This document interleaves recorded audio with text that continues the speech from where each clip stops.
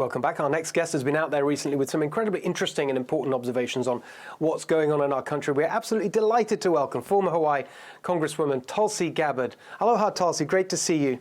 Aloha, Steve. Good to talk to you again.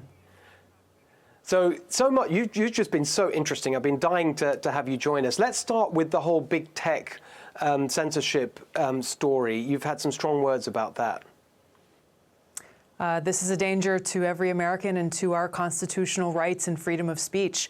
When you have a situation where you have these big tech monopolies and oligarchs who have essentially created this virtual town square, they've invited us all to come in and be a part of this town square. Then they've made billions of dollars from our private information and our attention, and now are saying, okay, we're going to pick and choose which one of you get to have a voice and which ones do not. And they're able to do this through this legal immunity provided to them under Section 230, which I worked for a long time in Congress to try to get reformed or taken away. And they're able to continue to move forward in a way that undermines our constitutional rights and free speech. And so a lot of people on this argument, they say, well, you know, the First Amendment doesn't apply to private companies. But actually, when you've got these organizations, they're really private monopolies. It's a very different story, right?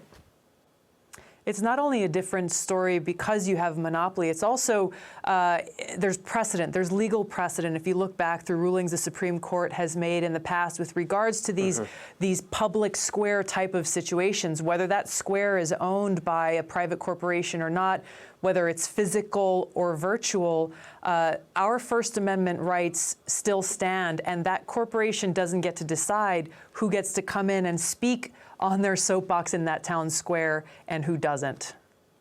Yeah. Let's move to another area you've been very vocal on. I know in your presidential campaign, peace was such a central part of that. You talked about that all the time. It seems to me you're seeing the opposite in some of President Biden's cabinet picks.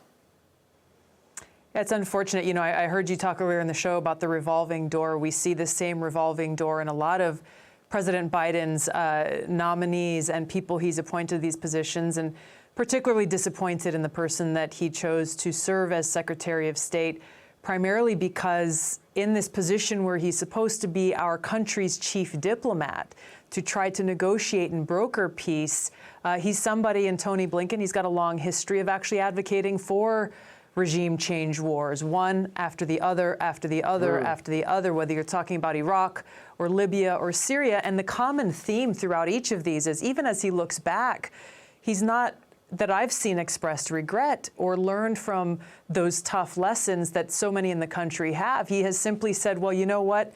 In Libya and in Syria, we should have done more. The problem was that we just didn't do enough war in order to, what? Come out with an outcome that's different from the failed state that we are seeing now, with the people in these countries suffering and terrorists having large strongholds there, further increasing the threat to our national security. This is a big problem and a big concern, and it remains to be seen whether whose policies are going to come forward. Are they Tony Blinken's or are they President Joe Biden's? Yeah, very well. Your voice is so important on this. We appreciate it. There's another thing. We don't have time tonight, but I hope you could come back, because I saw you said something really interesting about our conflict culture and how that's such a deep part of things that are going wrong. And I'd love to talk to you more about that. But for the moment, Tulsi Gabbard, thank you so much.